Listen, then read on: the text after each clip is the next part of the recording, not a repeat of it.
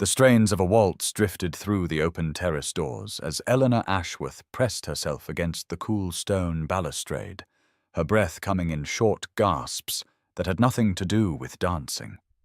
The deep green velvet of her gown, carefully re-trimmed with cream lace to hide 3 years of wear, felt heavy against her skin as she tried to disappear into the shadows cast by the blooming wisteria overhead. She had heard him clearly, Lord Marcus Greville, his voice carrying over the champagne-bright laughter of Lady Montague's ballroom, boasting to his companions about how he would have her within the month, how her father's debts left her no choice, how even a ruined baronet's daughter should be grateful for his protection. The words had struck her like physical blows, each one a reminder of how far her family had fallen, how desperately trapped she was, and she had fled before anyone could see the shame burning in her cheeks. The cool April air kissed her heated face as she gripped the stone railing, her grandmother's ring on her right hand catching the moonlight, the only piece of jewelry she had left after everything else had been sold to pay creditors. 26 years old, she thought bitterly, invisible to society except as an object of pity, or worse, prey for men like Greville, who saw her father's £8,000 debt as an opportunity. In 3 weeks, her sister Sophia would make her debut. Sweet, innocent Sophia, who still believed in fairy tales and happy endings, who had no idea that their father had already gambled away her dowry along with everything else. Eleanor closed her eyes, fighting back the tears that threatened to spill, when a low voice from the shadows made her spin around. "The ballroom becomes rather suffocating after a while, does it not?" The man stepped forward into a patch of moonlight, and Eleanor's breath caught for an entirely different reason as she took in the tall figure in evening black, the scar that ran from his left temple to his jaw, silver in the moon's glow, the way he held himself with military precision despite the social setting. She did not recognize him in the darkness, this stranger who had apparently sought the same refuge she had, and perhaps it was that anonymity, that blessed relief from the weight of names and titles and reputation, that loosened her tongue. "Suffocating is rather apt," she said, surprised by the steadiness of her own voice, "though I suspect we flee different sorts of suffocation, sir. You from too much attention, perhaps, and I from the wrong kind entirely." The stranger tilted his head, and she caught a glimpse of eyes that seemed to see too much, even in the dim light. "The wrong kind?" he prompted, his voice carrying an unexpected note of genuine interest rather than idle curiosity. Eleanor turned back to face the garden, unable to stop the bitter laugh that escaped her lips. "The kind that comes from being hunted, sir, though I suppose that is too dramatic a word for what amounts to a simple transaction where everyone knows the terms except the merchandise herself has not quite accepted her fate." Now please take a moment and subscribe to our channel and comment where you are watching from and what time is it. It is always fascinating to see where these stories get all around the world. Thank you. The stranger stepped closer, and Eleanor realized with a start that her hands were trembling where they gripped the balustrade, the cold seeping through her thin evening gloves as the moon climbed higher in the darkening sky. "Hunted," he repeated, his voice carrying an edge she couldn't quite identify, something between curiosity and a darker emotion that made her pulse quicken. "By whom, may I ask?" She should have deflected, should have remembered her place, her precarious position in society. But something about the anonymity of the darkness, the way he stood apart from the glittering crowd inside, loosened the careful guard she always maintained. "Lord Marcus Greville," she said, the name bitter on her tongue, "though I suppose it hardly matters since you wouldn't know.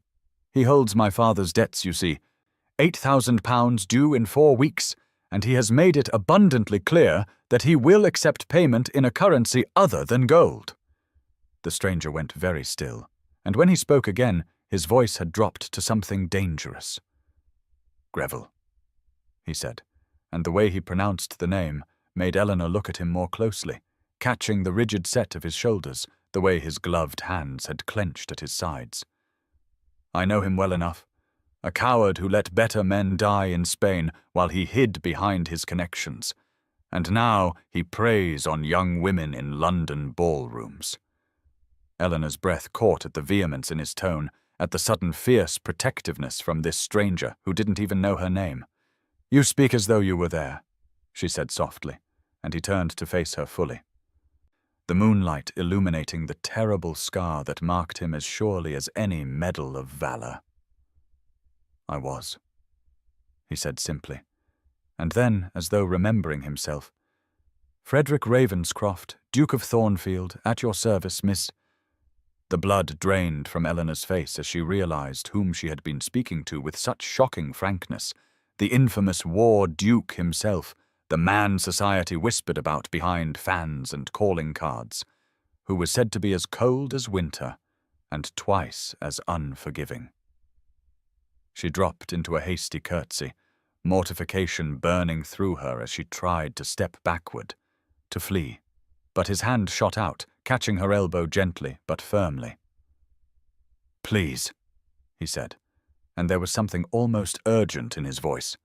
"Don't run.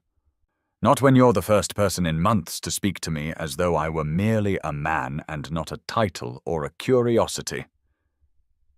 Eleanor looked up at him, seeing past the scar to the weariness in his eyes, the isolation that matched her own, and found herself staying even as every proper instinct screamed at her to leave.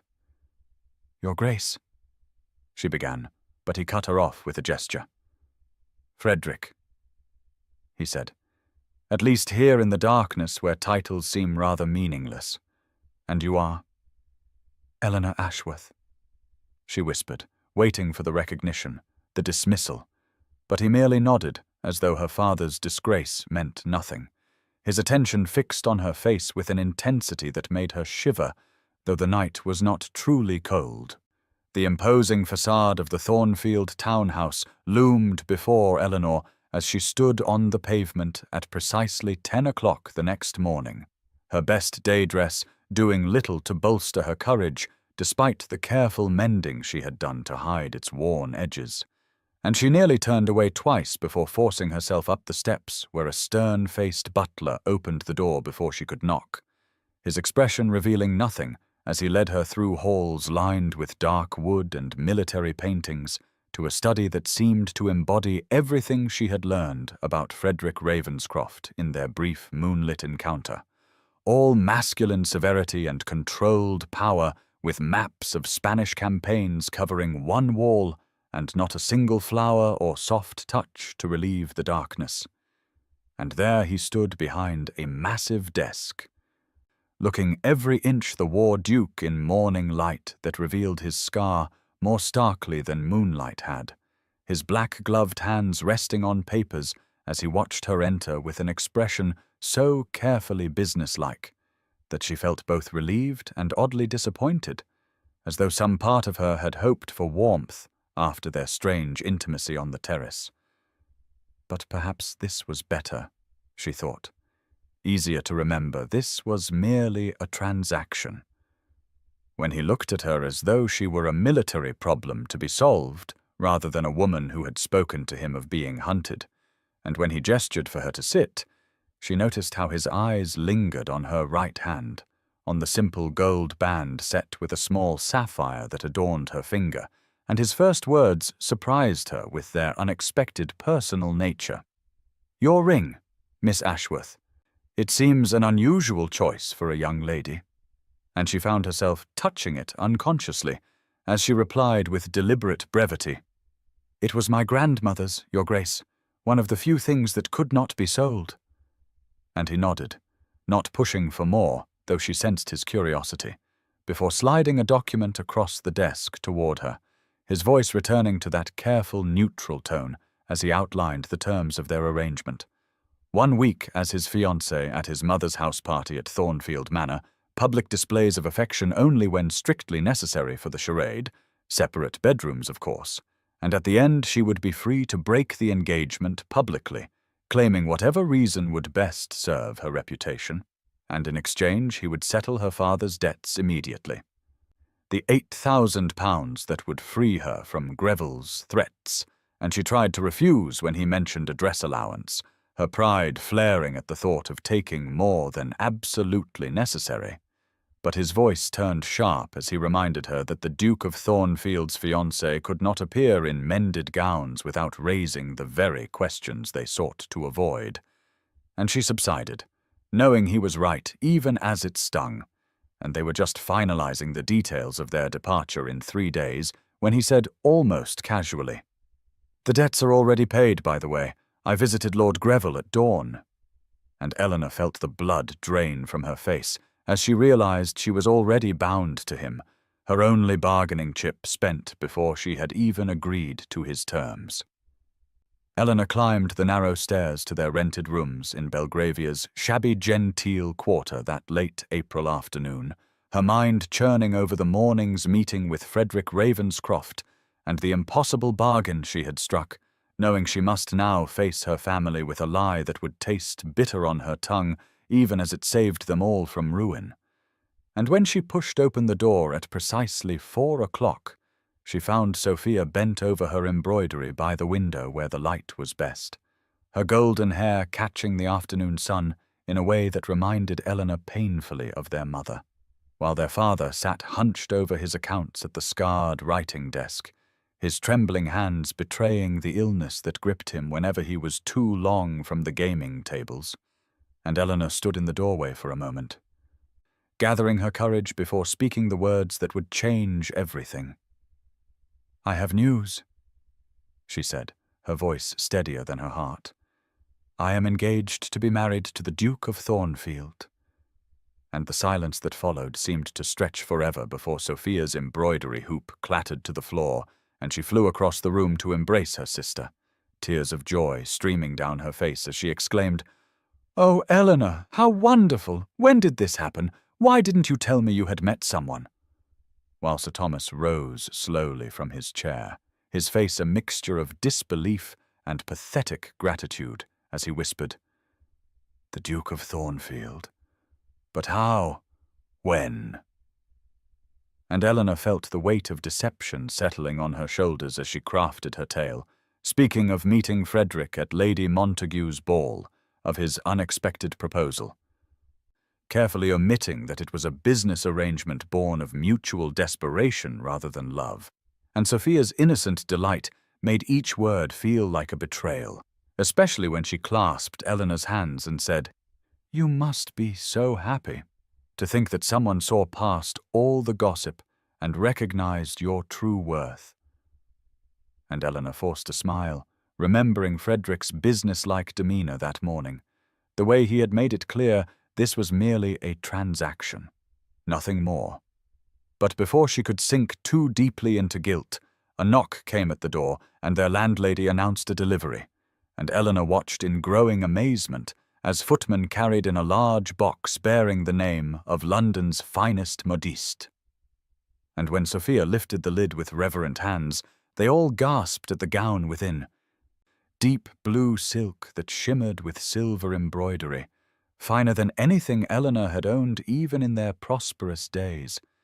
And as she touched the fabric with wondering fingers, Sophia noticed her grandmother's ring and said softly, "You never take it off, do you?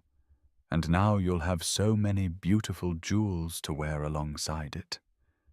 But Eleanor barely heard her, lost in the unexpected thoughtfulness of Frederick choosing this particular shade of blue, somehow knowing without being told that it would suit her perfectly. And she felt the first dangerous crack in the armor she had built around her heart, realizing that someone, even in a business arrangement, had thought specifically of what might please her, what might make her feel beautiful. And Sir Thomas was weeping openly now, saying over and over, "My dear girl, you have saved us all," never questioning the miracle of a duke choosing his disgraced daughter. Already she could see the fevered light returning to his eyes as he calculated how soon he might return to his beloved card tables, now that the spectre of debt no longer haunted him. And Eleanor knew with sinking certainty that this reprieve was only temporary, that her father's weakness would surface again. But for now she pushed that fear aside and let Sophia's joy wash over her, even as the beautiful gown seemed to mock her with its promise of a fairy tale that was nothing more than an elaborate deception. Eleanor stood before the mirror in her bedchamber at precisely 2:30 that April afternoon, her fingers trembling slightly as she smoothed the blue silk gown that transformed her from the desperate woman who had fled to a moonlit terrace into someone who might credibly pass as the Duke of Thornfield's chosen bride, though the whisper of impostor repeated in her mind with each adjustment to the silver embroidery that caught the light streaming through her window. And when the carriage arrived at 3 o'clock sharp, she descended the stairs with careful dignity, ignoring the landlady's wide-eyed stare and Sophia's excited flutter of encouragement from the doorway, finding Frederick already waiting inside the elegant vehicle, his black-gloved hands resting on his walking stick, as he watched her approach with an expression she could not read, and when he stepped out to offer his arm for her entry into the carriage, she felt the solid strength beneath the superfine wool of his coat, and wondered if he could feel her nervousness through the thin kid of her gloves.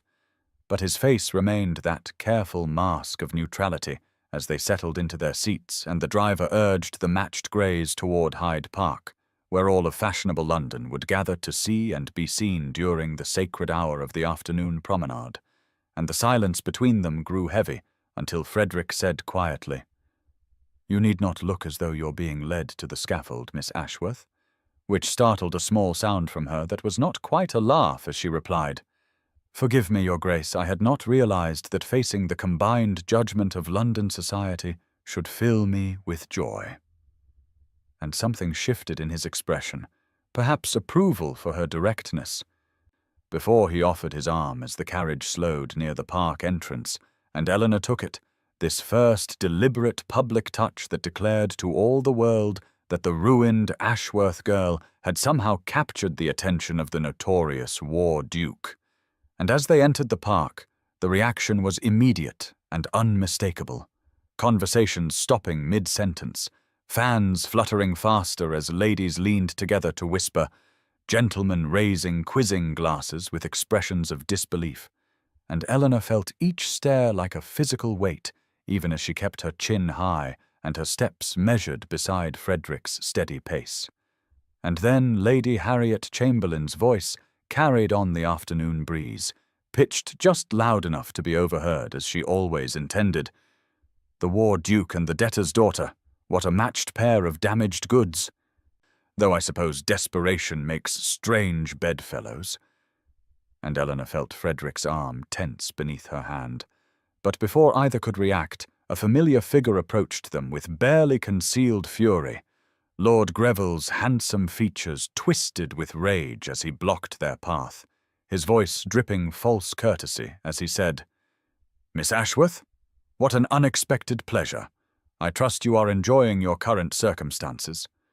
With emphasis that made his meaning crystal clear, "Do enjoy it while it lasts." And Eleanor felt Frederick shift, stepping slightly forward to position himself between her and Greville with the same tactical precision he must have used on countless battlefields, his voice dropping to Arctic temperatures as he said, "You will address my fiancée with proper respect, Greville, or you will address my seconds. The choice is yours." Eleanor arrived at the imposing townhouse on Grosvenor Square at precisely 2 o'clock that April afternoon, her heart hammering against her ribs as she climbed the marble steps to meet Lady Beatrice Ravenscroft for the first time, knowing that this inspection would determine whether she could successfully play the role of Frederick's fiancée for the crucial week ahead.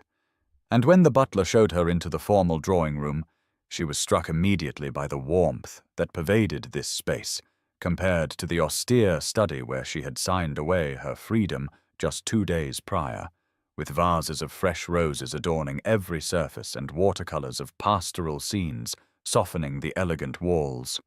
Clearly the domain of a woman who had managed to bring light into what Eleanor had assumed would be an entirely cold household, and there in the center of it all stood Lady Beatrice herself, a handsome woman of perhaps 60 years, with silver hair arranged in an elaborate style and sharp blue eyes that missed nothing, wearing deep purple silk that proclaimed her continued mourning for a husband 10 years gone, the jet ring on her finger catching the afternoon light as she gestured for Eleanor to approach, and Eleanor executed her most perfect curtsy, the one her governess had drilled into her years ago, when such graces still mattered, holding it precisely the right length of time before rising to meet those penetrating eyes that seemed to see through every pretense, and Lady Beatrice circled her slowly, like a hawk evaluating prey, asking in a deceptively pleasant voice about her family, her education,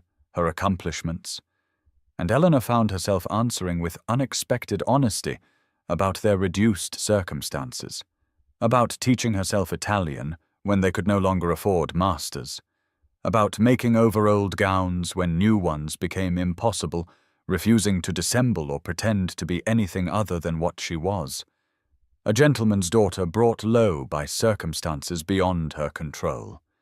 And something flickered in Lady Beatrice's expression at this forthrightness. "You don't dissemble," she observed with something that might have been approval. "How refreshing!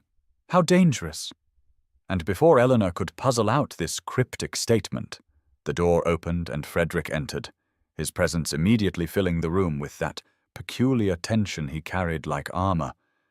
And without seeming to think about it, he positioned himself near Eleanor's chair, not touching but close enough that she could sense the protective wall of his presence, and his mother's sharp eyes tracked this movement with sudden interest, the way her son stood guard over this young woman he claimed to have chosen, and when tea was served, Eleanor's hands remained perfectly steady as she poured, a skill retained from better days that Frederick noticed with what might have been appreciation, while the conversation continued its delicate dance of questions and carefully calibrated responses, Lady Beatrice mentioning her late husband and how the Ravenscroft men had always been known for their cold hearts until the right woman melted them, speaking of how Frederick had nearly died in Spain, how the surgeons had given him up for lost, how she had sat by his bedside for weeks praying for a miracle, and Eleanor felt her throat tighten at the image of this formidable woman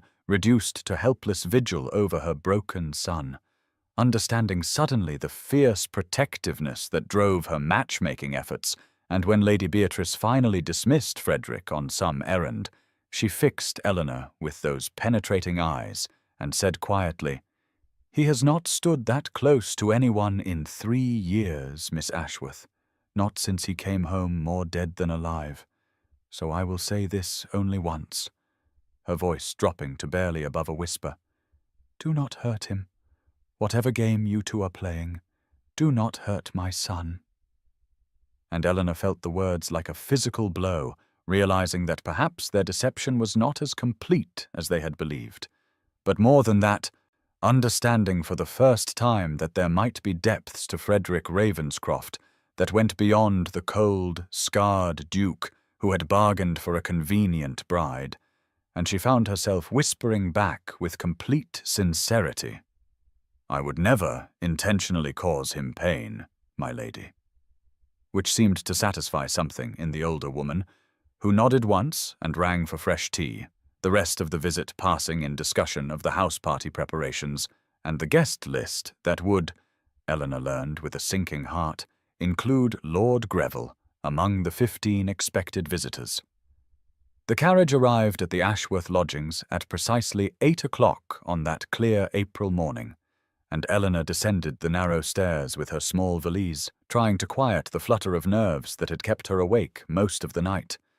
Finding Frederick already waiting inside the elegant vehicle, estate papers spread across his lap in what she suspected was his own form of armor against the awkwardness of their first extended time alone together, and as she settled into the plush velvet seat across from him, she noticed how the morning light streaming through the window caught the silver threads in his dark hair and threw his scar into sharp relief, making him appear both younger and more battle-worn than his 32 years, and for several miles they travelled in silence, broken only by the rhythmic clip of hooves and the occasional rustle of his papers, until Eleanor withdrew her book from her reticule, a Gothic novel that promised dark secrets and mysterious heroes, which drew Frederick's attention immediately as he glanced up from his documents with something like surprise. "A novel, Miss Ashworth? I would have expected poetry from a young lady preparing for a house party." And she found herself responding with more honesty than wisdom. "Poetry is for people with time to feel, Your Grace. Novels are for those who need to escape." And something shifted in his expression before he laughed, a genuine sound of surprised delight that transformed his harsh features so completely that Eleanor found herself staring, watching how the stern lines around his mouth softened and his grey eyes warmed to the colour of summer rain. And then his laughter died as quickly as it had come, his hand moving unconsciously to his scarred cheek, as though her stare had reminded him of his disfigurement. And Eleanor heard herself saying softly, "You should do that more often. Laugh. It suits you," which seemed to leave him completely without words as he turned his attention back to his papers, though she noticed he wasn't actually reading them, and the silence that fell between them now felt different, charged with possibility rather than awkwardness. And when they stopped at a coaching inn for luncheon, he helped her from the carriage with a careful touch that lingered perhaps a moment longer than propriety demanded, his gloved fingers warm against her own as they entered the inn where the proprietor clearly knew him well, addressing him with genuine respect rather than mere deference to rank. And over their simple meal of cold meats and fresh bread, Eleanor found herself telling him about her childhood at Ashworth Hall before the debts and disgrace, how she used to ride every morning through the meadows, how she missed the library with its smell of leather and old paper. And he reciprocated with his own memories of Thornfield, admitting with reluctant honesty that he despised the house party tradition, but maintained it for his mother, who had been lonely since his father's death. And when Eleanor carefully ventured that his mother seemed formidable, but kind, he smiled slightly and said, "She would be pleased to hear that. She was quite taken with your refusal to dissemble yesterday." And Eleanor felt heat rise to her cheeks as she confessed, "I was once engaged to a gentleman named Philip Langdon, who terminated our understanding the moment my father's debts became public knowledge. After that betrayal, I found I had lost both the ability and the inclination to pretend to be anything other than what I am." And Frederick's expression darkened with something that might have been anger on her behalf as they returned to the carriage for the final portion of their journey, passing through a small village where tenants and shopkeepers emerged to wave at their duke with genuine affection, children running alongside the carriage calling greetings that Frederick acknowledged with a raised hand and slight smile, and Eleanor realized with surprise that the cold, scarred Duke of London gossip bore little resemblance to this man who clearly cared for his people and was loved in return.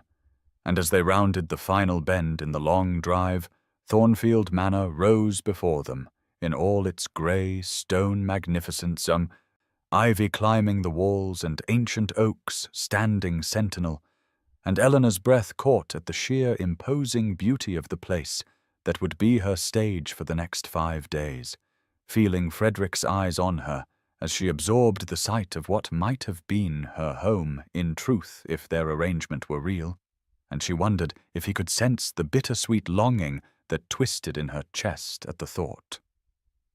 Eleanor stood in the center of the elegant bedroom that would be hers for the next 5 days, her fingers trembling slightly as she traced the gold leaf pattern on the green silk wallpaper, still unable to quite believe she was truly here at Thornfield Manor as Frederick's supposed fiancée. And when Mrs.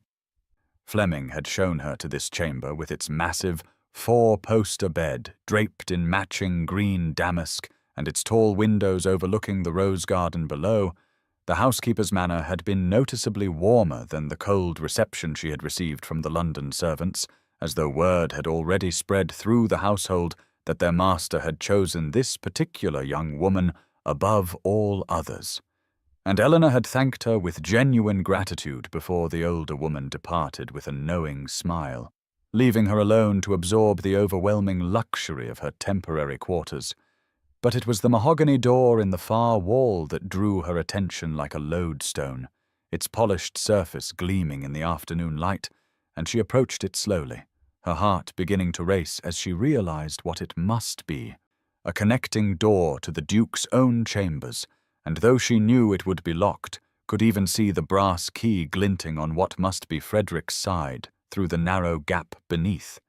The mere existence of that portal between their rooms sent heat flooding through her cheeks as she imagined him just beyond, perhaps changing from his traveling clothes, perhaps thinking of her as she was thinking of him. And she pressed her palm flat against the cool wood for just a moment before jerking it back as though burned, turning away to focus on preparing for dinner. But her hands shook as she attempted to arrange her hair without the help of a lady's maid, and she had just managed to secure the last pin when a soft knock came at her door, which opened to reveal a young maid bearing a message that the Duchess requested her presence in the library before the other guests assembled, and Eleanor made her way through the corridors she was still learning, finding the library easily by following the sound of voices. But as she approached the doorway, she heard Lord Greville's oily tones and froze. Such a charming little thing, Thornfield's latest acquisition, though one wonders if he knows she's only here because of what her father owes. And before Eleanor could decide whether to retreat or announce herself, she heard her own voice responding with icy composure as she stepped into view. "His Grace knows everything about my circumstances, Lord Greville, as honesty between betrothed couples is something we both value highly," watching with satisfaction as his florid face darkened with anger. But before he could respond, Frederick appeared in the doorway behind her like a wolf scenting threat to his territory, his presence filling the room with sudden danger as he said in that deadly quiet voice she remembered from Hyde Park, "Greville, you seem to have lost your way. The drawing-room is elsewhere." And the Viscount departed with a mocking bow that promised this was far from over, leaving Eleanor alone with Frederick, who studied her for a long moment before saying quietly, "You handled that well," to which she replied with more honesty than perhaps was wise, "I've had practice with predators, Your Grace," and something flickered in his eyes that might have been admiration or might have been something else entirely, as he offered her his arm to escort her to dinner, where he would seat her in the place of honor at his right hand, a declaration of her status that no one could mistake, though she noticed how Lady Harriet Chamberlain whispered behind her fan to her companion, and how several of the ladies assessed her simple blue gown with knowing smirks. But Colonel Hastings proved himself a true ally by engaging her in warm conversation about books, and asking her opinion on matters that showed he saw her as more than just Frederick's temporary ornament. And through it all, she felt Frederick's attention on her like a physical touch, protective and possessive in equal measure, making her wonder if perhaps this arrangement was becoming something more complicated than either of them had intended. Eleanor had barely slept, her mind returning again and again to that mahogany door and the man who lay beyond it. So when dawn broke through her windows, she rose and dressed in one of her old morning gowns, needing the familiar comfort of worn fabric against her skin, and made her way to the gardens, where the morning mist still clung to the roses, and the dew caught the early light like scattered diamonds, breathing in the sweet scent of wisteria and trying to calm the tumult of feelings that threatened to overwhelm her careful control, when she heard footsteps on the gravel path and turned to find Frederick approaching, dressed simply in riding clothes with his hair still damp from washing, looking younger and less guarded than she had ever seen him, and for a moment they simply stood there in the morning quiet, neither quite knowing how to navigate this unexpected meeting, until he said quietly, "I often walk here early, before the house wakes. It helps me think." And she found herself responding, "I couldn't sleep either. The grandeur of your home is rather overwhelming for someone accustomed to 2 small rooms," which made him frown as he fell into step beside her, their pace unhurried as they wandered deeper into the gardens, where ancient yew hedges created private alcoves and hidden benches. And after several minutes of surprisingly comfortable silence, he asked, "Do you miss it? Your former life, before the difficulties began?"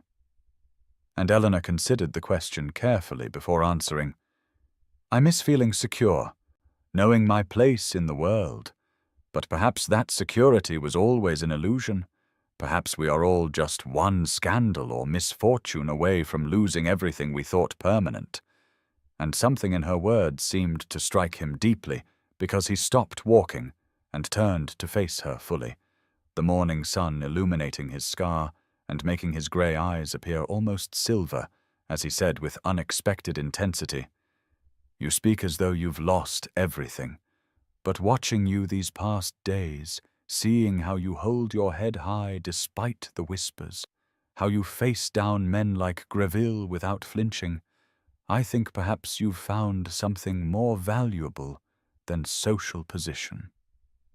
And Eleanor felt her breath catch at the admiration in his voice, her heart beginning to race as he continued, "Most women of my acquaintance would have crumbled under such circumstances, but you've transformed difficulty into strength, and I find myself wondering if our arrangement has become more complicated than either of us intended." And before she could respond, before she could even process what he might be suggesting, Lady Beatrice's voice carried across the garden calling them to breakfast, and the moment shattered like glass, leaving Eleanor to follow Frederick back toward the house with her mind spinning and her heart pounding, wondering if she had imagined the longing in his eyes, or if perhaps this false engagement was becoming something neither of them had expected, something that would hurt far worse than any scandal when their week ended, and she had to walk away from Thornfield Manor and the scarred Duke, who was beginning to matter far more than was safe for either of them. The afternoon brought an unexpected invitation, as Eleanor sat in the morning room attempting to focus on her embroidery, while the other ladies gossiped around her, their voices rising and falling like waves of spite, when Lady Beatrice swept in with the announcement that the gentlemen had returned from their ride and proposed an archery contest on the south lawn.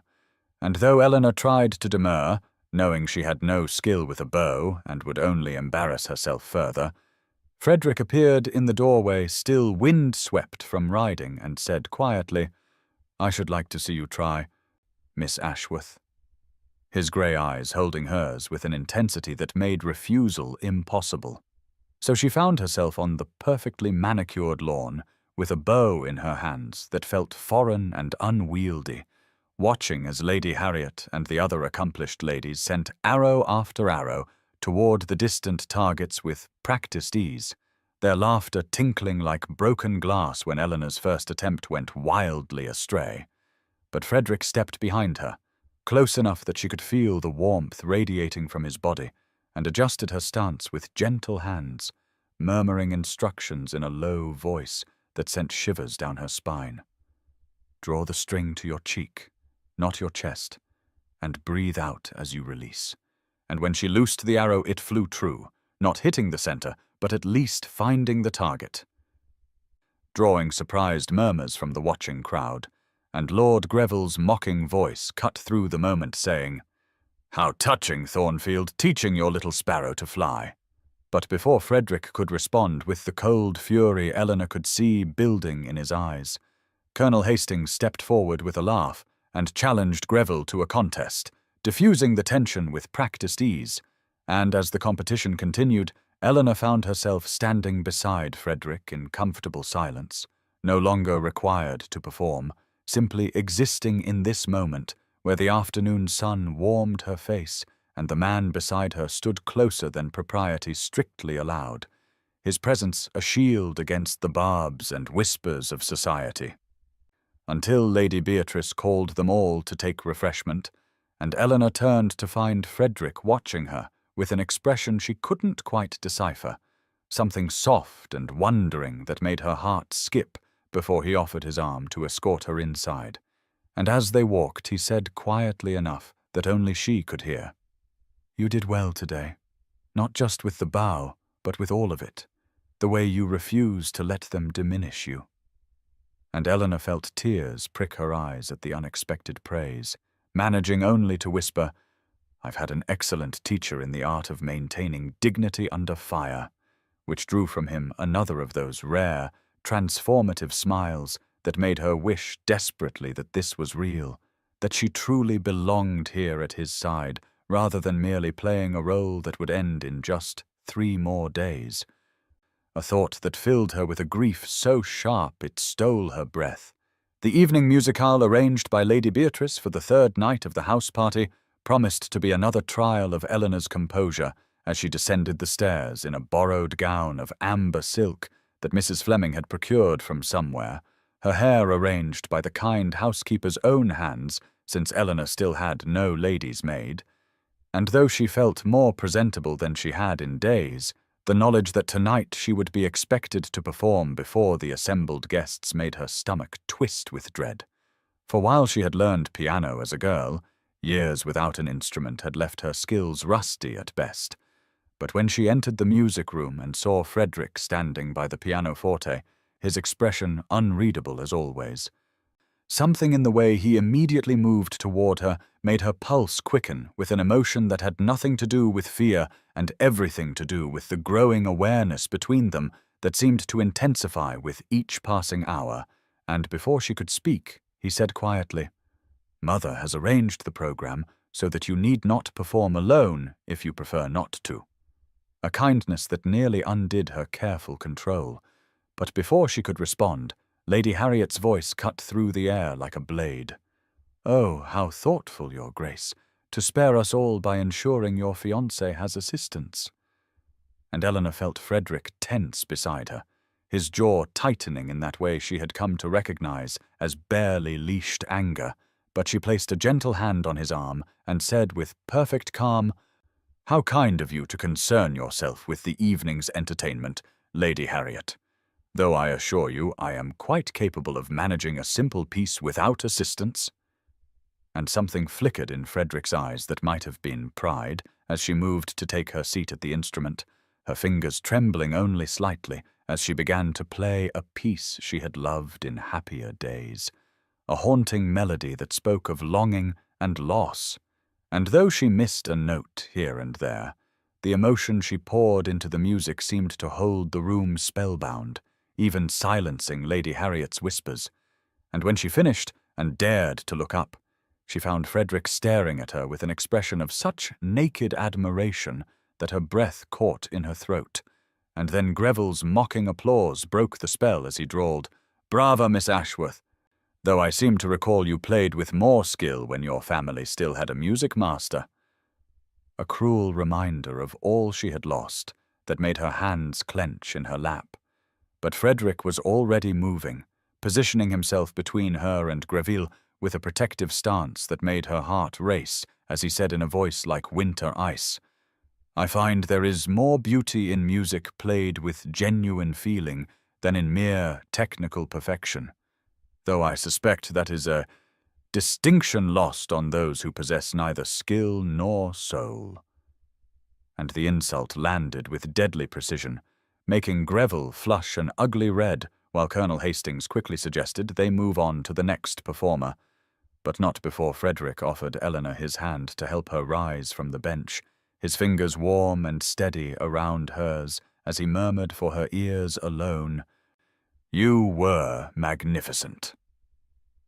The next morning brought an unexpected summons, as Eleanor was breakfasting in her room, trying to gather her courage for another day of performing, when Mrs. Fleming knocked softly and informed her that His Grace requested her presence in his private study immediately. And though the housekeeper's expression was carefully neutral, Eleanor detected a hint of concern that made her pulse quicken with worry as she smoothed her morning dress and followed the older woman through corridors she was still learning to navigate, her mind racing with possibilities of what could have prompted such an early and private meeting. And when she entered the study, she found Frederick standing by the window with his back to her, his posture rigid with tension, the morning light throwing his scarred profile into sharp relief as he turned at her entrance, and the look in his grey eyes made her heart stutter to a stop. for there was something wild and desperate there she had never seen before, and he crossed to her in 3 quick strides, taking her hands in his before she could even curtsy, his gloves discarded, so she felt for the first time the scarred texture of his skin against hers as he said urgently, "Eleanor, forgive me, but I must speak plainly, for there is no time for delicacy," using her given name for the first time, and she could only nod, struck mute by the intensity of his manner and the way his hands trembled slightly as they held hers. "I have just received word that your father has fled London. Apparently he could not resist the gaming tables even with his debts cleared, and he has amassed new obligations to men far less civilized than Greville."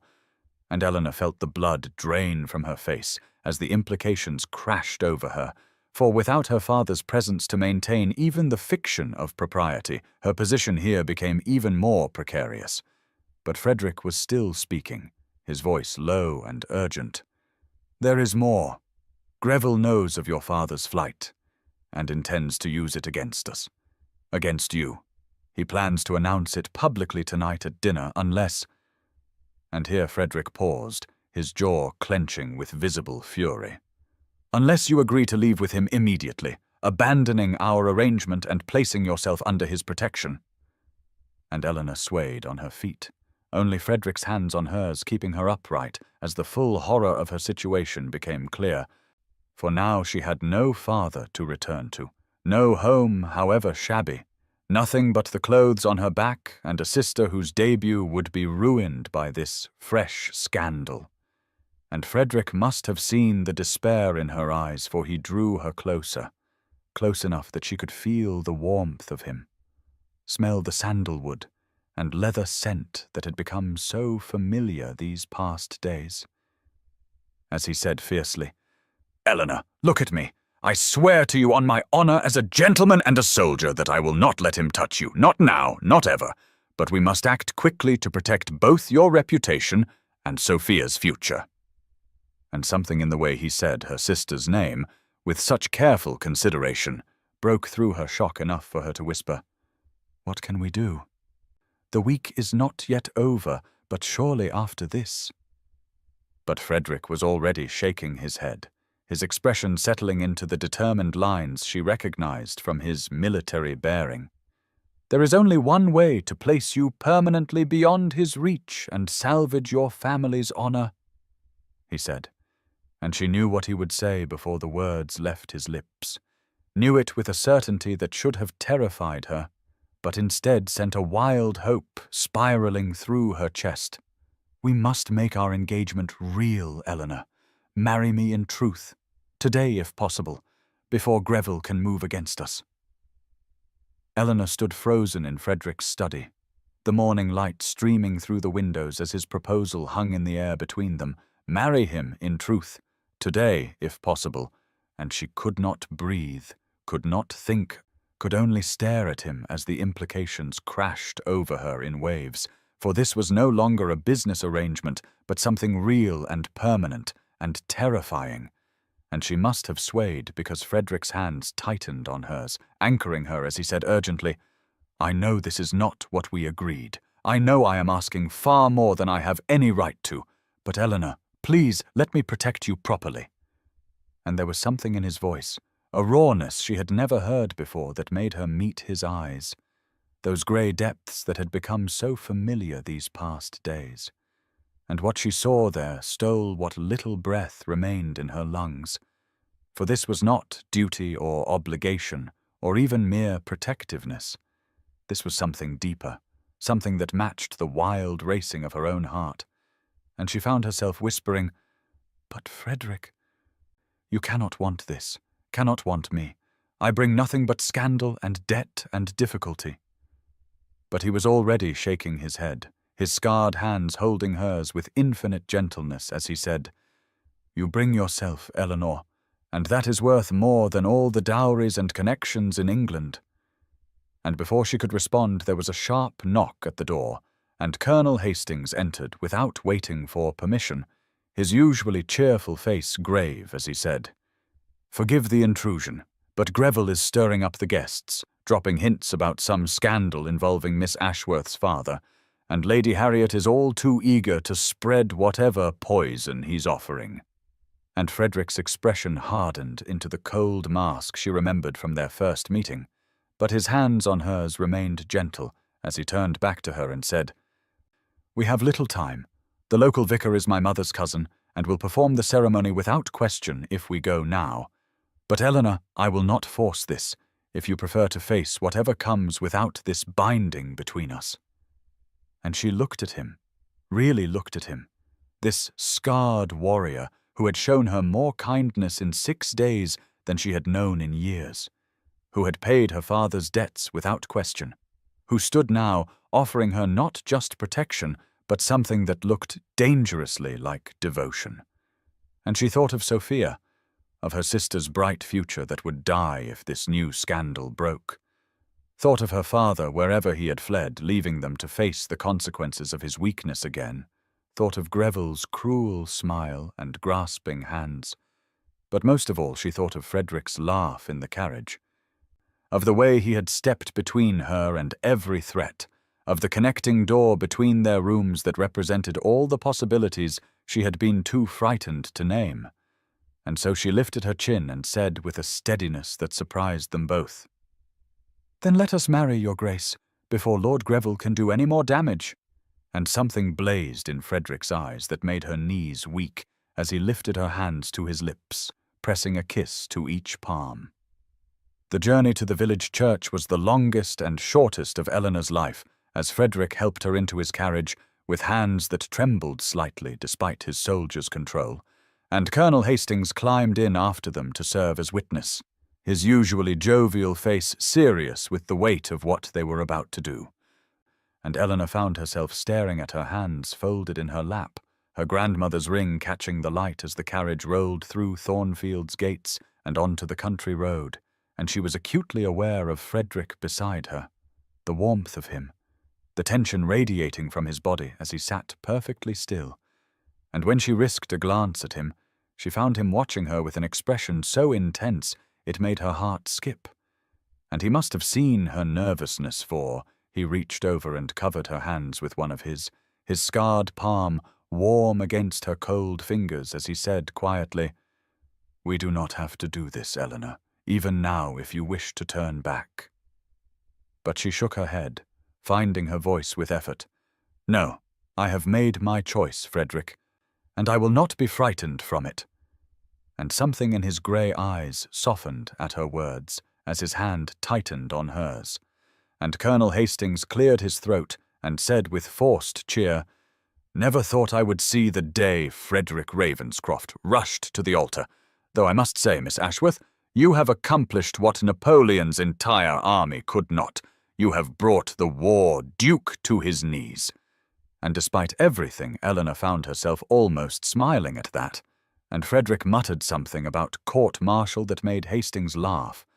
And then they were pulling up before the small stone church with its Norman tower and ancient yew trees, and Eleanor's heart was pounding so hard she was certain both men must hear it as Frederick helped her down, his hands lingering on her waist a moment longer than necessary.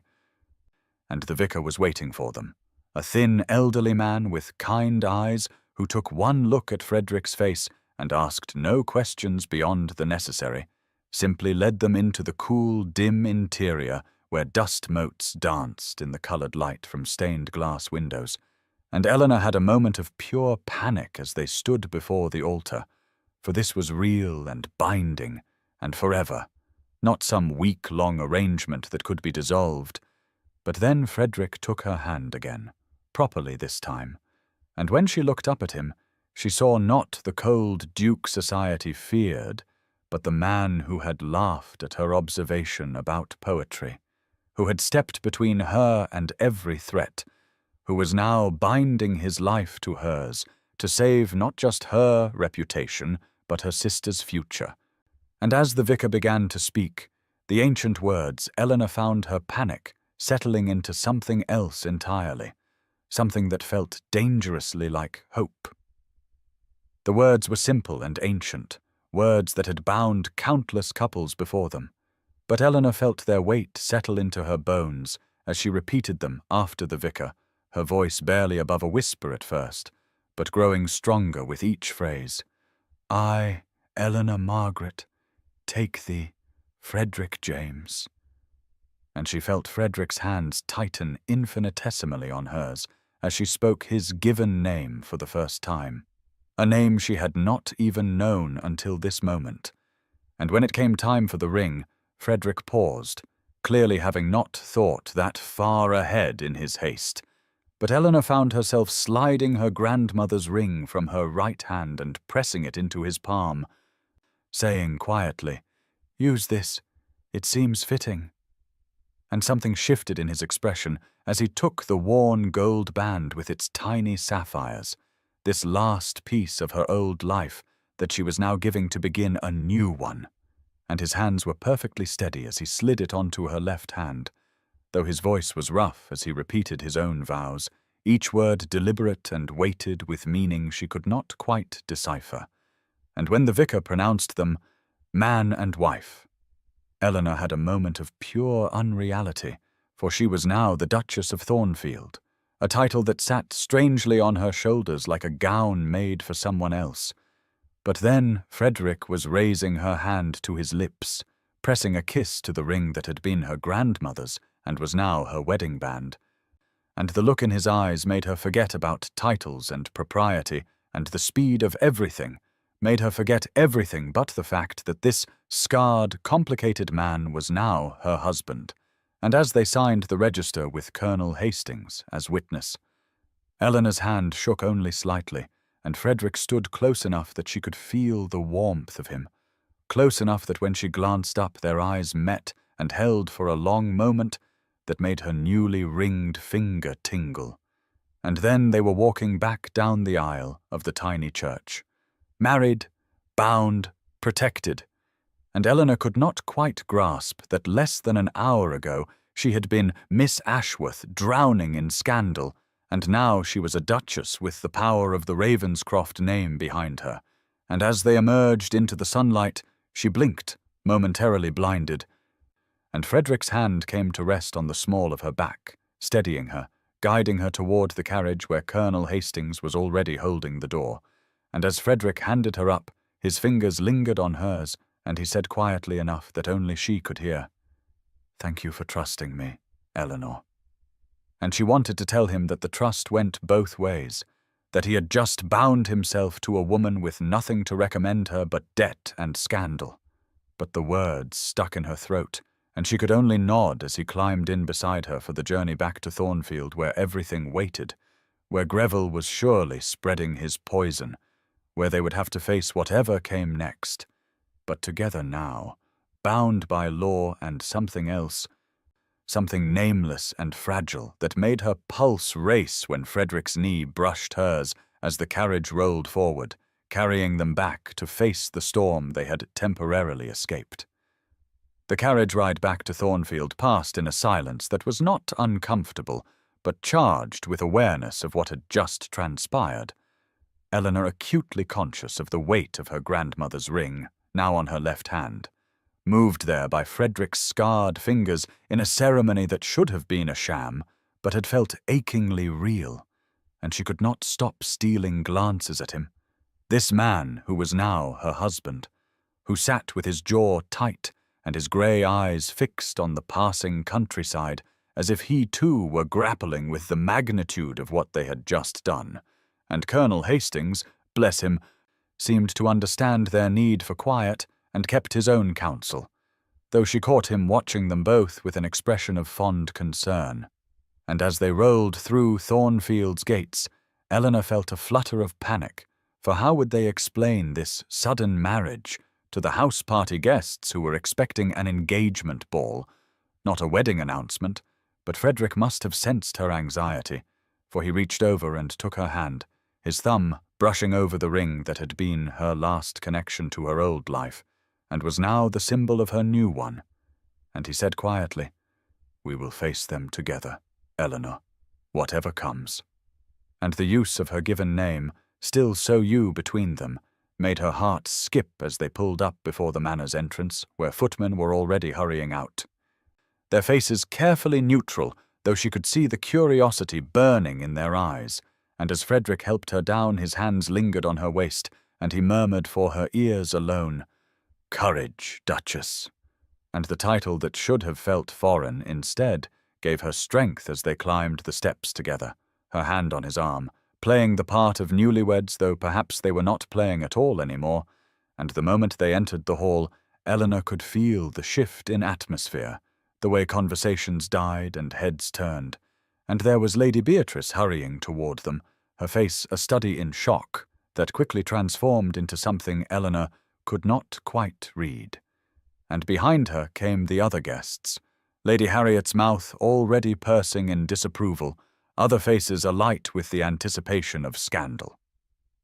And at the back of the group stood Lord Grieville, his expression dark with fury, barely concealed behind a mask of politeness, and Eleanor's steps faltered for just a moment before Frederick's hand covered hers on his arm, warm and steady and reassuring.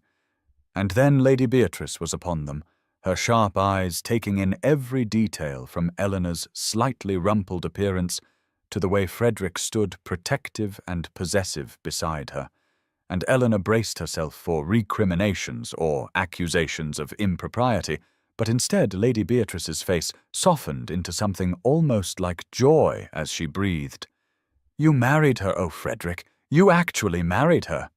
And before Eleanor could process this unexpected reaction, Lady Beatrice had pulled her into an embrace that smelled of lavender and felt like coming home.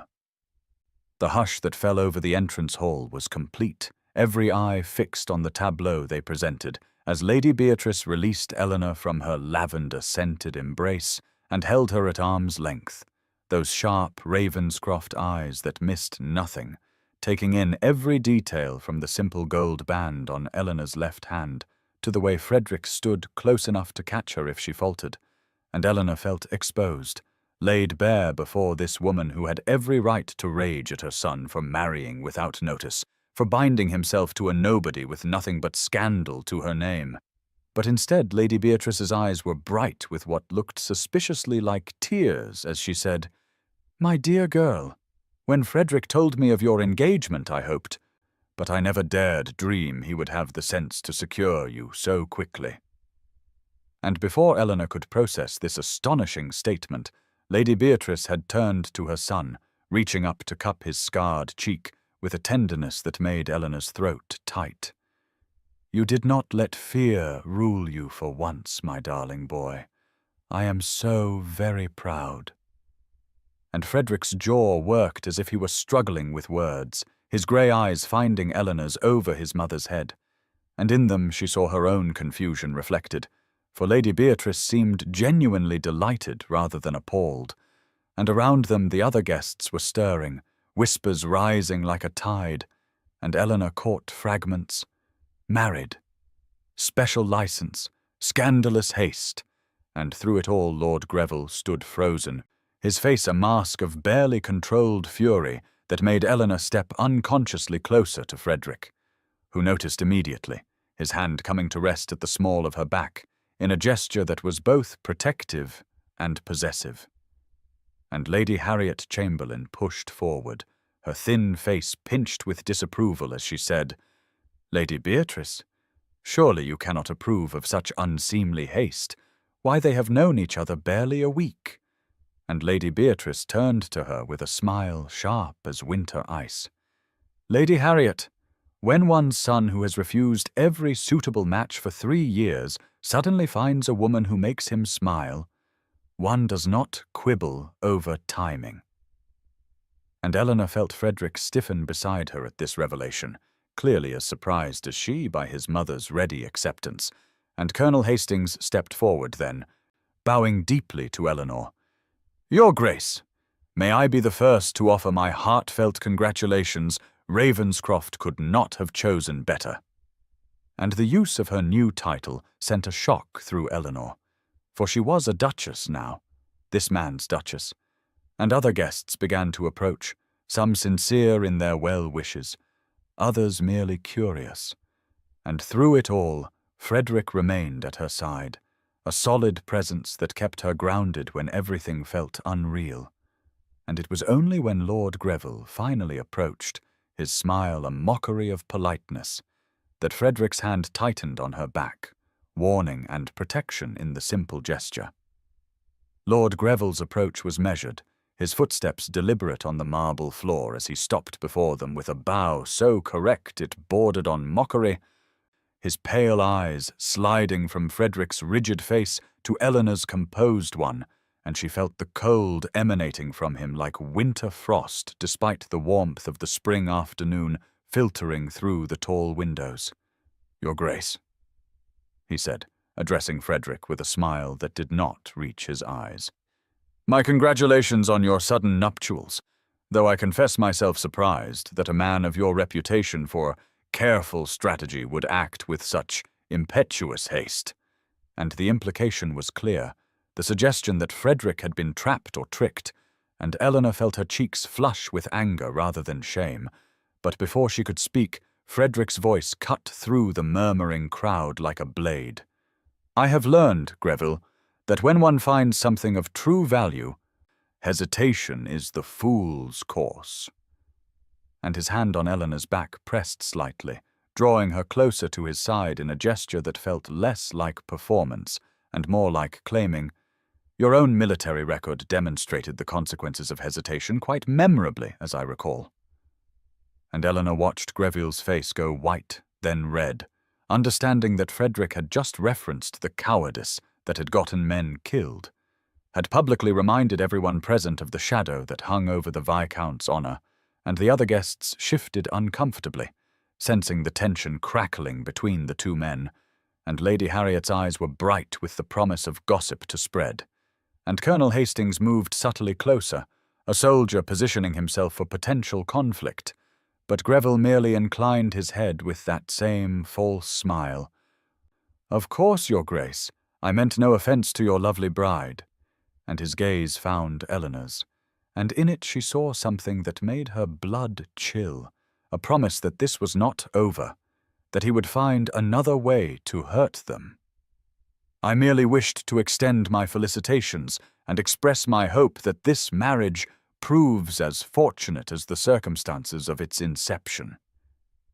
And then he was moving away, melting back into the crowd of guests who parted for him as if sensing the danger he carried, and Eleanor released a breath she had not known she was holding, her knees suddenly unsteady beneath the skirts of her traveling dress, and Frederick must have felt her tremor, for he turned to her with concern in his grey eyes. "Come," he said quietly. "My mother will understand if we retire briefly." And before she could protest, he was guiding her through a side door, away from the watching eyes and whispered speculation, into a small parlor she had not seen before, and only when the door closed behind them did she allow herself to lean against the nearest chair, her composure cracking. "He will not stop," she said, the words tumbling out. "He will never stop until he has destroyed us both." And Frederick stood before her, his scarred face unreadable, but his voice gentle as he replied, "Let him try." The parlor was the small and intimate, clearly a private retreat rather than a room meant for guests, its walls lined with books and a single window overlooking the rain-swept gardens where spring flowers bent beneath the weight of water droplets. And Eleanor gripped the back of the chair until her knuckles went white, her breath coming too fast as the enormity of what she had done crashed over her like a wave, for she had married him, truly married him, and now she was bound to this scarred duke who had been a stranger mere days ago, and Greville's pale eyes haunted her. That promise of retribution that she knew he would fulfill because men like him did not accept defeat. They merely changed tactics, and Frederick stood before her, solid and patient, making no move to touch her, though his hands were clenched at his sides as if restraining himself. And she looked up at him through eyes that burned with unshed tears. "I have brought you nothing but trouble," she said, her voice cracking on the words, "Greville will not rest until he has ruined us both. And I have given him the perfect weapon by marrying you in such haste. They will say I trapped you, that I schemed my way into your title." And Frederick's jaw tightened, his scar pulling as it did when he was struggling with emotion. And when he spoke, his voice was rough. "Let them say what they will. Eleanor, I chose this. I chose you, and I would make the same choice again, knowing everything that would follow." And the certainty in his words made her breath catch, made her search his grey eyes for any sign of regret, and find none, only that fierce protectiveness that had been there from the beginning, from that first night on the terrace when she had been nothing but a desperate stranger. And she released the chair, her hands trembling as she pressed them to her face, trying to compose herself. And Frederick finally moved, crossing the space between them to stand close enough that she could feel the warmth radiating from him, despite the chill of the rain-dampened air. "Eleanor," he said, and his voice was gentle in a way that undid her more than any grand declaration could have. "Look at me." And she lowered her hands to find him watching her with an expression that made her heart stutter in her chest, something raw and vulnerable beneath his usual composure. "I spent 3 years believing I would never feel anything again," he said quietly, "that the war had burned that capacity out of me, along with everything else. And then you appeared on that terrace, speaking to the darkness as if it might answer. And something in me recognized something in you." And Eleanor's eyes finally overflowed, tears sliding down her cheeks as he raised one gloved hand to brush them away, the leather soft against her skin. "Whatever comes," he continued, "we face it together. That is what marriage means. That is what this means." And she nodded, unable to speak, unable to do anything but lean into his touch and let herself believe, for this one moment, that she had found harbor at last. The rain continued to fall beyond the window as they stood together in that small parlor, and Eleanor became aware of how close Frederick had moved, close enough that she could see the individual threads of silver in his grey eyes, the fine lines that spoke of sleepless nights and burdens carried alone. And when his gloved hand remained against her cheek, she did not pull away, could not pull away. For something had shifted between them in this moment of vulnerability, and she understood with sudden clarity that this man who had been a stranger mere days ago had become something essential, something she had not known she was missing until he appeared on that moonlit terrace. And Frederick seemed to recognize the change in the air as well, for his breath caught and his hand trembled slightly against her skin. And when he spoke, his voice was rough with emotion he no longer attempted to hide. "I did not expect this," he said quietly. "When I proposed this arrangement, I thought only of escaping my mother's matchmaking, of solving a problem with military efficiency." And Eleanor found herself leaning into his touch despite every warning her cautious heart offered. "And now?" she asked, and the question hung between them like a held breath, and Frederick's scarred face was so open, so unguarded in this moment that she felt tears threaten again. "Now I find myself unwilling to imagine Thornfield without you in it," he admitted. "Unwilling to imagine my life without your laughter, your honesty, your courage in the face of everything that should have broken you." And Eleanor's hand rose of its own accord to touch his scar, that ridge of damaged flesh that ran from temple to jaw, and he flinched, but did not pull away, watching her with an intensity that made her pulse race. "Does it frighten you?" he asked, and she heard the old wound beneath the words, the fear that had kept him isolated for 3 years. "No," she said firmly. "It reminds me of what you survived, of the strength that brought you home when so many did not return." And something in his expression cracked, a wall crumbling that he had built brick by brick since the war, and he turned his face to press his lips against her palm in a gesture so tender it stole her breath. "Eleanor." He said her name like a prayer, like a promise, and she understood that whatever came next, whatever schemes Greville enacted, whatever gossip Lady Harriet spread, they would face it as Frederick had said, together. And when a knock came at the parlour door, they stepped apart reluctantly, and Eleanor smoothed her travelling dress with hands that still trembled as Mrs. Fleming entered to announce that their chambers were ready, that the other guests were gathering for tea, and Frederick's mask slid back into place, though his eyes remained warm when they met hers. "Shall we, Your Grace?" he asked, and the title on his lips felt different now, felt real in a way it had not during the rushed ceremony, and Eleanor took his offered arm and let him lead her back into the world of watchers and whispers.